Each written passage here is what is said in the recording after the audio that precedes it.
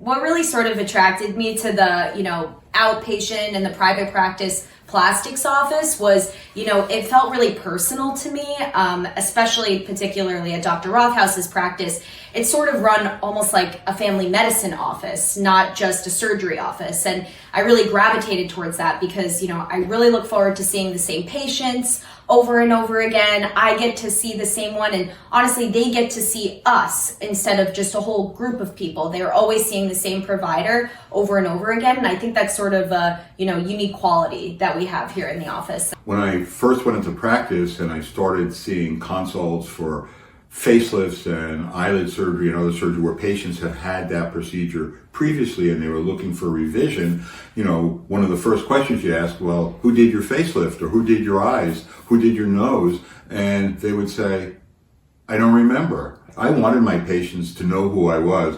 I want to not only treat my surgical patients, but I want to treat them during the whole journey.